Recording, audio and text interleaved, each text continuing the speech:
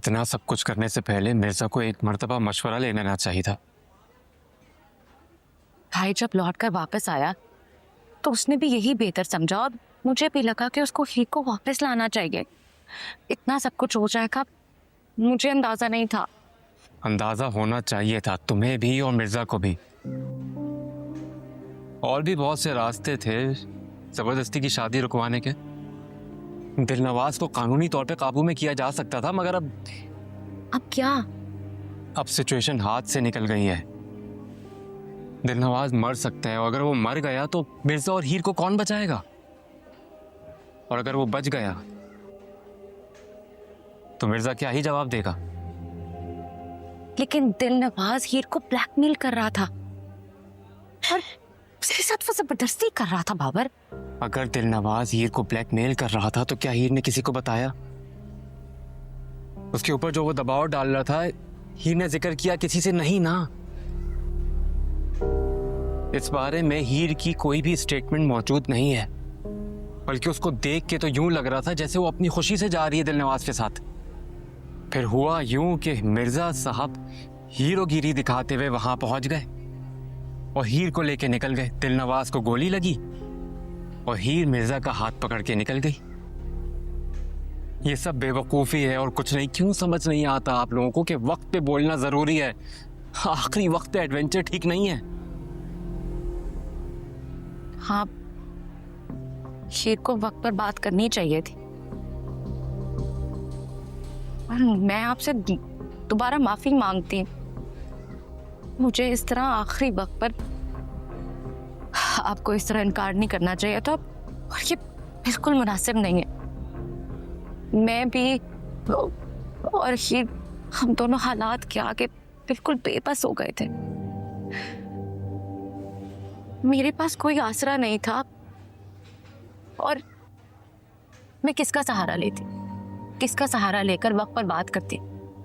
और उस वक्त हीर को भी यही लगा कि अगर वो यहाँ से चली जाएगी तो सब कुछ ठीक हो जाएगा। जब कोई आसरा मिलता है ना, तब वो आखिरी वक्त ही फैसले का वक्त होता है।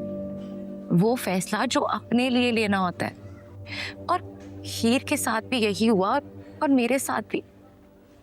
कि कहना बहुत आसान होता है कि बोल देती, कहा क्यों नहीं, वक्त पर बात करती, लेकिन कहना आसान नहीं होता बाबर।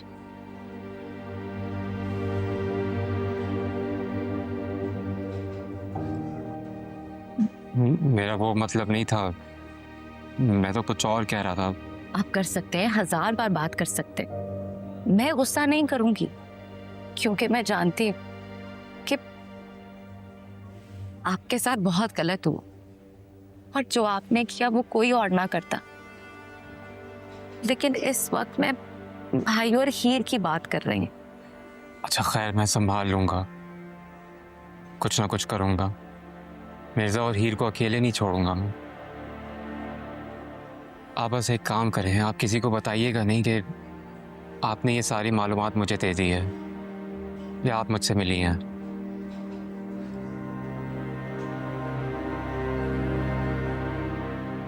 Thank you.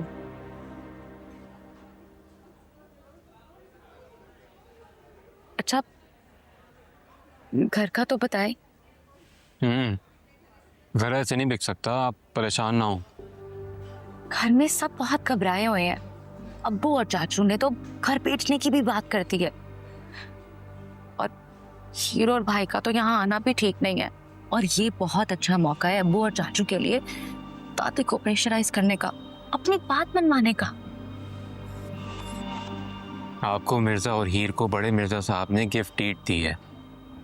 आप लोग अगर नहीं चाहेंगे तो कुछ नहीं हो सकता। अगर दादी चाहे तो हम तीनों कुछ भी नहीं कर सकते। और अगर दादी घबरा गई तो वो मान जाएंगी। तुम क्या चाहती हो ये बताओ। मैं नहीं चाहती दादा का घर बिके। अगर वो घर बिक गया तो सब अलग हो जाएंगे, कभी जुड़ नहीं पाएंगे। वो घर नहीं बिकेगा। तुम बस एक काम करना, जब दादी कोई फैसला करने लगे तो मुझे बुलवा लेना, मैं उनको समझा दूंगा। वादा? फादर,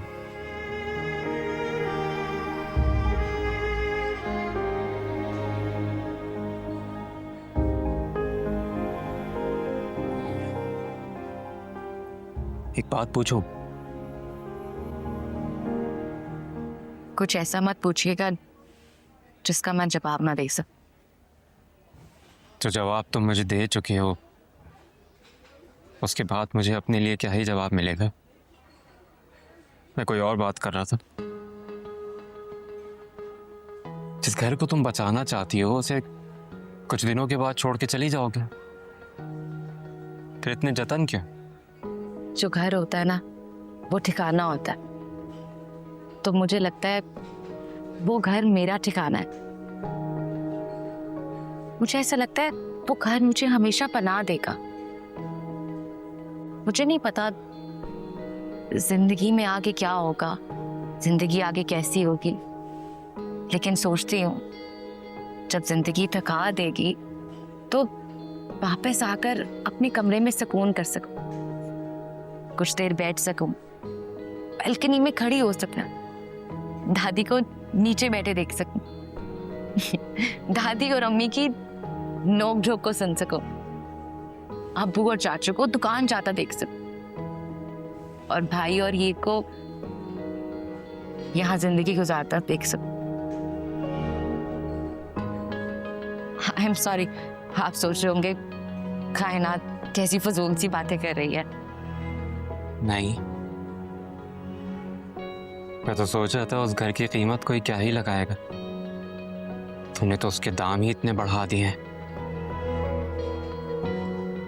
तुम्हें घर खाओ तो पहले बस।